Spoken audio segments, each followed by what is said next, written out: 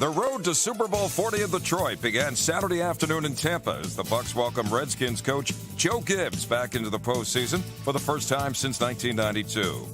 Making his first career playoff start, Bucs quarterback Chris Sims found trouble early as he was picked off by LeVar Arrington, who returned the ball to the Tampa 6-yard line. One play later, Washington owned a 7-0 lead after Clinton Portis carried the ball in for the touchdown.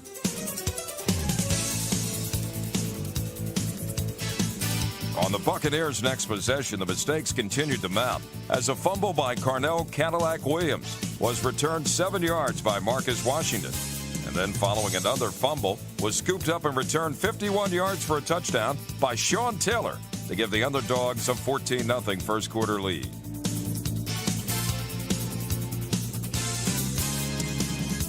The Redskins defense continued to run down Sims, finishing the first half with 3 sacks and a 17-3 lead.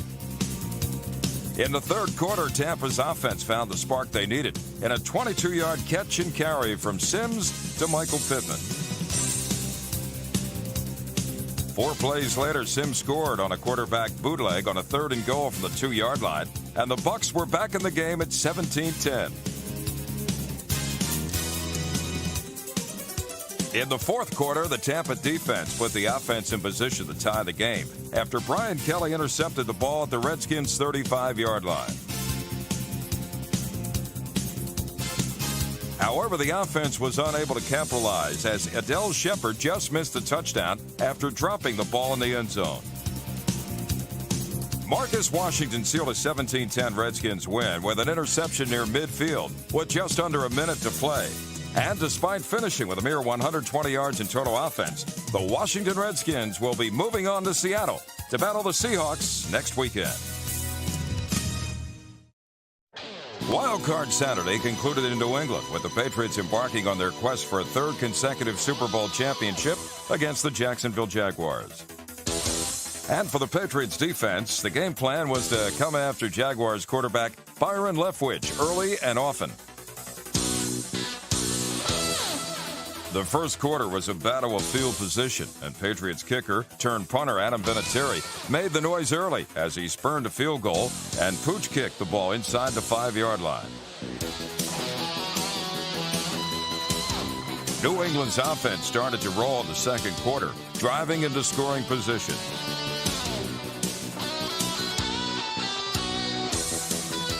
Troy Brown put the Patriots on the board first, hauling in an 11-yard touchdown pass from Tom Brady for a 7-0 lead.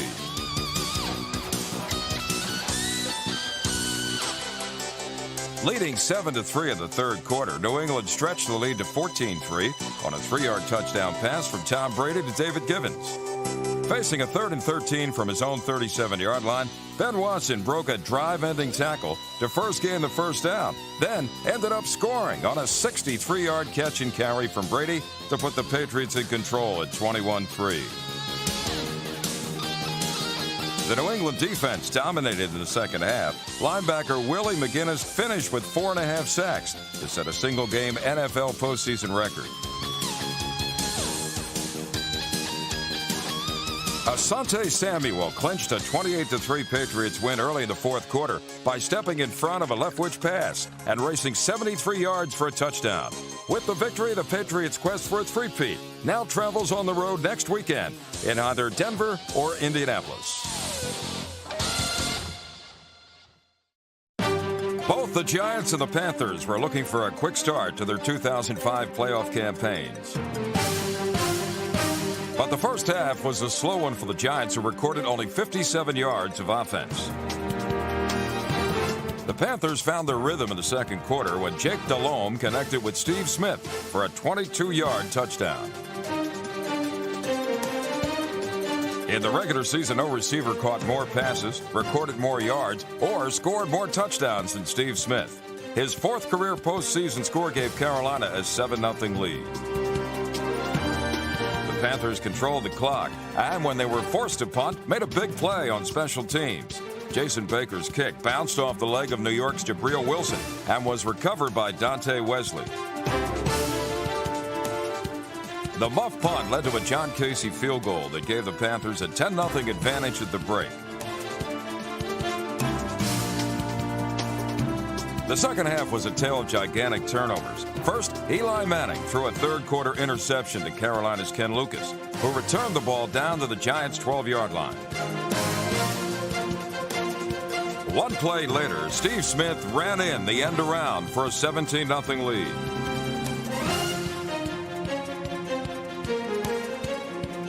Eli Manning went on to throw two more interceptions, both to Panthers strong safety Marlon McCree, and both leading the John Casey field goals.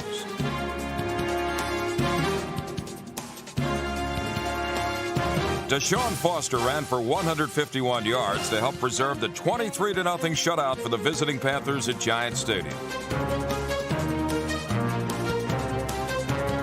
New York fans hope this will be a learning experience for the young quarterback, while the Panthers are on the prowl and will travel to the Windy City to take on the Chicago Bears.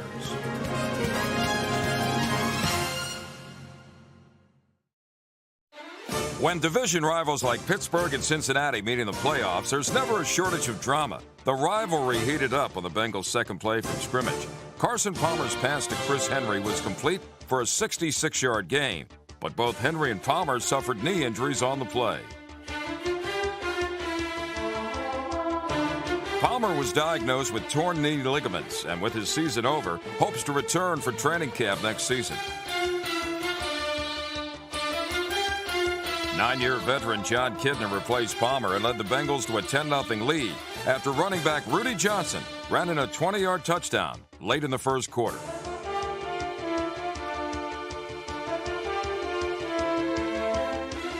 Ben Roethlisberger and the Steelers responded with a 60-yard drive, capped by a 19-yard Willie Parker catch and run. They cut the lead to 10-7 in the second.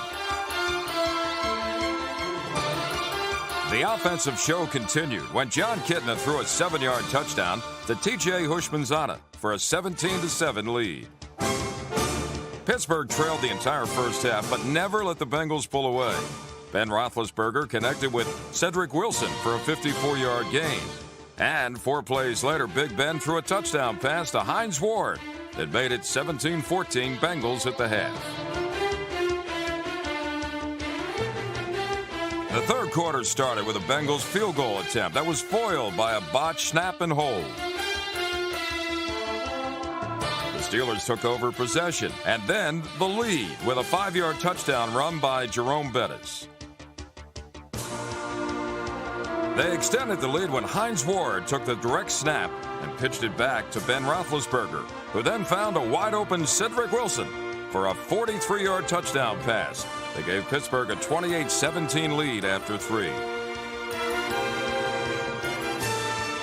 In the fourth quarter, John Kitna was intercepted by James Farrior, and the Steelers turned the pick into points. A Jeff Reed field goal stopped the scoreboard at 31-17. The Bengals hope to build on their first playoff appearance in 15 years, while the Steelers are heading to Indianapolis to take on the Colts. Saturday, the Seattle Seahawks were hoping to end a 22-year playoff drought on the rain at home, while the Washington Redskins were looking to spring their second playoff upset on the road. And on the Seahawks' third play from scrimmage, it appeared they would grab the upper hand early, thanks to a 37-yard pass from Matt Hasselbeck to Darrell Jackson. However, 4 plays later, the drive would stall after Shaun Alexander fumbled at the Redskins' 11-yard line. Seattle would suffer a major blow minutes later when Alexander was lost for the game after sustaining a concussion. In the second quarter, the bad luck would continue for the Seahawks as a muff punt by Jimmy Williams led to a Redskin field goal and a 3-0 lead. Fortunes finally turned for Seattle on their ensuing possession when Matt Hasselbeck hit Jackson for a 29-yard touchdown strike to give the Seahawks the lead at 7-3. In the third quarter, Joe Jurevicius hauled in a 31-yard pass on third down to set Seattle up to add to the lead. Hasselbeck completed a 10-play, 81-yard drive with a 6-yard run to pay dirt to stretch the Seahawks' lead to 14-3. Trailing 17-3 early in the fourth quarter, the Redskins found the spark they needed to get back into the game on a 52-yard catch and carry by Chris Cooley. Washington pulled it within 17-10 moments later when Santana Moss alertly caught a tip pass in the end zone for a 20-yard score for Mark Brunell. The Redskins caught a huge break on the ensuing kickoff when a Josh Scobee fumble gave Washington the ball at the Seattle 40-yard line.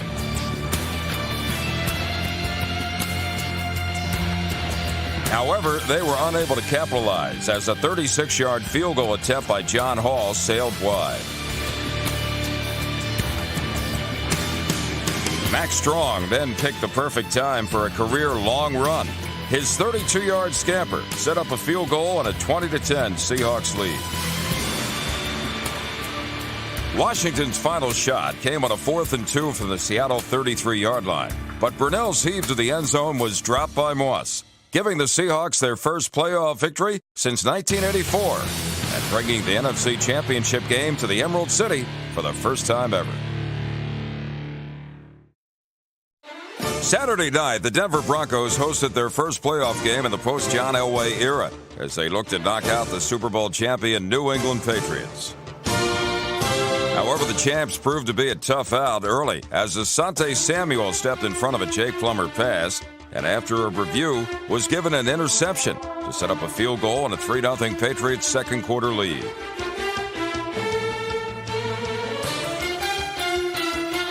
However, the tide would turn minutes later when a Kevin Falk fumble gave Denver the ball at the New England 40-yard line.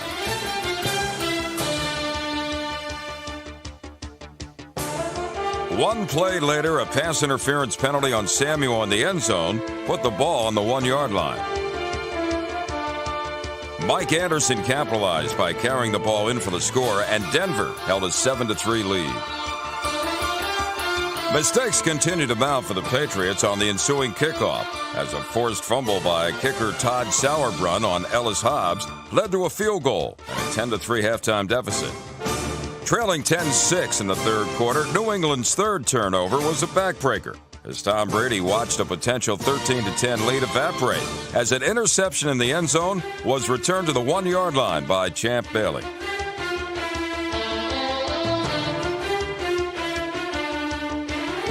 One play later, Denver owned a 17-6 lead after Anderson scored his second touchdown. In the fourth quarter, a muff punt by Troy Brown gave Denver the ball at the New England 15-yard line. 3 plays later, Denver took a commanding 24-6 lead on a 4-yard touchdown pass from Plummer to Rod Smith. The defending champs refused to quit, and a 73-yard pass from Brady to Deion Branch put the Patriots in position to finally score a touchdown. A 4-yard pass from Brady to David Givens cut the lead to 24-13 with 8 minutes to play.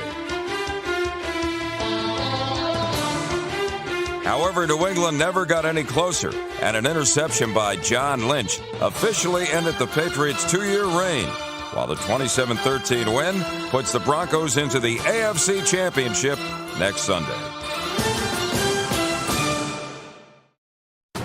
2 big questions loomed in Indianapolis. Would the Colts be sluggish in their return to meaningful action? And did the Steelers have a prayer of keeping up with them? In the first half, the answers both appeared to be yes. A 6-yard touchdown pass to Antoine Randall gave Pittsburgh an early lead. Ben Roethlisberger and the Steelers did not appear intimidated by the Colts. Later in the first quarter, Big Ben found tight end Heath Miller for a 7-yard touchdown and a 14-0 lead.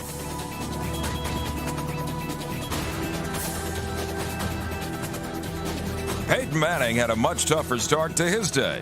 He was sacked twice and threw for under 100 yards in the first half.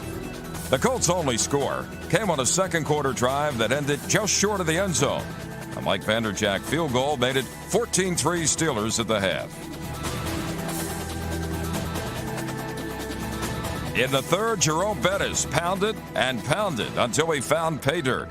His 1-yard touchdown made it 21-3.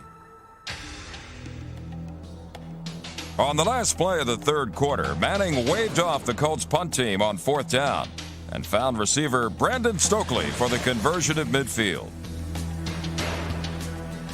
He then started the fourth quarter with a 50-yard touchdown pass to tight end Dallas Clark to cut the Steelers' lead to 21-10. Pittsburgh answered with two fourth-down conversions of their own, a quarterback sneak by Ben Roethlisberger and a one-yard plunge by Jerome Bettis. The Steelers were taking precious time off the clock, and then Pittsburgh safety Troy Polamalu appeared to take the ball from Peyton Manning. But the would-be interception was ruled an incomplete pass, and the Colts made the most of their second chance. Edgerrin James ran in a 3-yard touchdown, and the 2-point conversion was good to Reggie Wayne, making the score 21-18 Steelers. The game appeared to come down to another fourth down play. A split sack by Joey Porter and James Farrior gave Pittsburgh the ball with 80 seconds left on the clock. But in another dramatic twist, Jerome Bettis fumbled inside the Colts' 5-yard line after a hit by linebacker Gary Brackett. Nick Harper returned the ball to midfield, leading to a Mike Vanderjagt field goal attempt with just 21 seconds remaining. Both the 46-yard kick and the Colts' hope for a comeback were no good. The 21-18 victory makes the Steelers the first number 6 seed to advance to the championship round in the history of the NFL. They will take on the Broncos in Denver, while the Colts will try to overcome a stunning end to their season.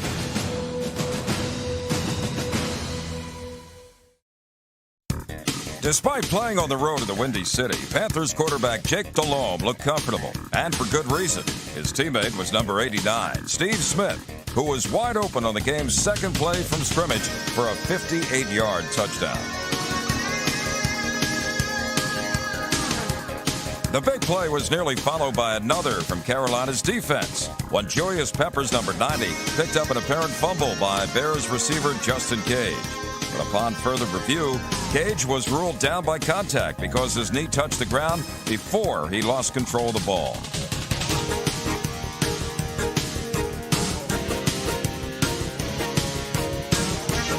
The Bears defense spent the first half trying to control Steve Smith, who caught this 46-yard pass to set up the first of 3 field goals by John Casey in the first half. Smith recorded 218 receiving yards on 12 catches in the game. The Bears offense finally got moving in the second quarter when Rex Grossman completed 5 straight passes to bring the Bears down to the goal line. From there, running back Adrian Peterson pushed the ball into the end zone for the score. The Panthers led at halftime 16-7. Chicago took the momentum and ran with it. With an equal mix of runs and passes, Rex Grossman led the Bears on a 68-yard drive to start the third quarter. It ended with a 1-yard touchdown pass to tight end Desmond Clark. It brought the Bears to within 2, down 16-14. The Panthers lost running back Deshaun Foster to a high ankle sprain, but they still had Steve Smith, who got past cornerback Chris Thompson for a 39-yard touchdown. And a 23-14 Panthers lead at the end of 3. In the fourth quarter, Bears running back Thomas Jones fumbled the ball through the end zone. But what would have been a turnover was overruled by a face mask penalty on the Carolina defense. Chicago fullback Jason McKee took the ball the final 3 yards, cutting the Panthers' lead back to 2, 23-21. The Panthers stretched it back to 8 when number 86, Chris Magnum, slipped behind the defense for a 1-yard touchdown catch. A missed extra point kept the score 29-21, which proved to be enough. Rex Grossman's next drive was stopped cold by a Ken Lucas interception, which helped Carolina escape Chicago with a 29-21 victory and advance to the NFC Championship in Seattle. For Coach of the Year Lovie Smith and the Chicago Bears, it was a season of great improvement. Small consolation for a heartbreaking home defeat.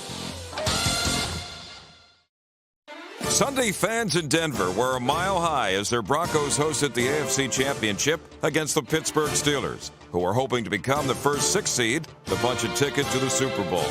And after losing the AFC Championship at home last season, it appeared the ball would bounce the Steelers' way on the road early. Leading 3-0, the Steelers defense would force the game's first turnover when Joey Porter jarred the ball loose from Broncos quarterback Jake Plummer at the Denver 39. 5 plays later, Pittsburgh was in front 10-0 on a 12-yard pass from Ben Roethlisberger to Cedric Wilson.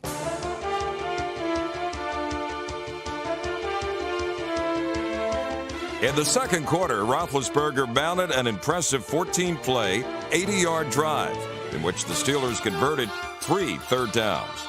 Jerome Bettis completed the drive with a 3-yard touchdown to stretch the lead to 17-3. It only got worse for Denver on their next play as Plummer was intercepted by Ike Taylor.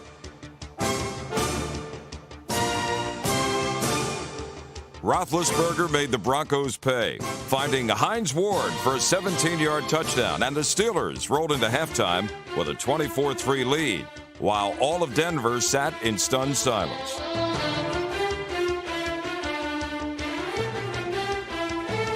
In the third quarter, Plummer looked to mount a comeback, finding Rod Smith for a 32-yard gain.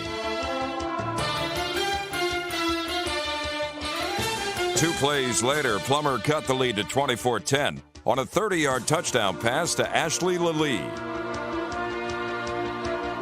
In the fourth quarter, Lilly beat the Steelers' defense again with a 38-yard catch to put Denver in position to cut further into the Steelers' lead.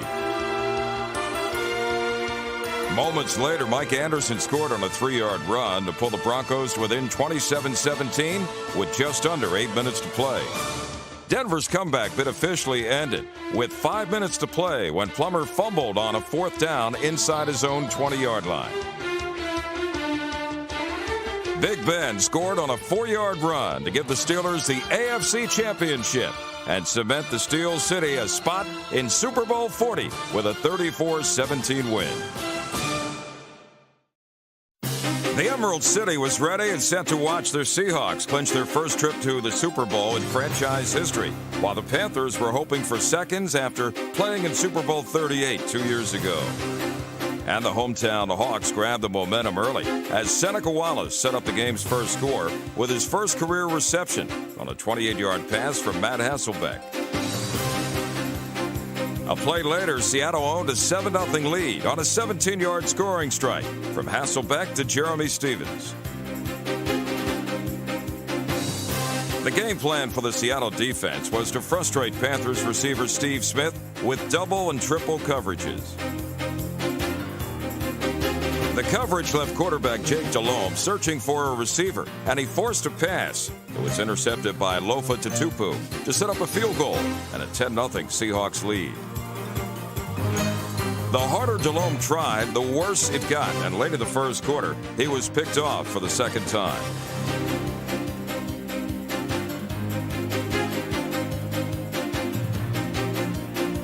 Only this time, the Seahawks converted the turnover into a touchdown and a 17-0 lead on a 1-yard touchdown run by Sean Alexander.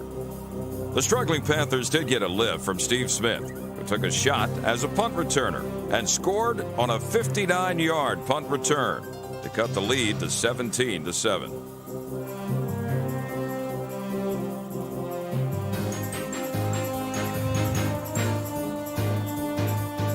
Leading 20-7 in the third quarter, the Seahawks drove 65 yards on their opening possession, took a commanding 27-7 lead on a 20-yard touchdown pass from Hasselbeck to Darrell Jackson. Delhomme continued to struggle in the second half and was intercepted for the third time by Michael Boulware.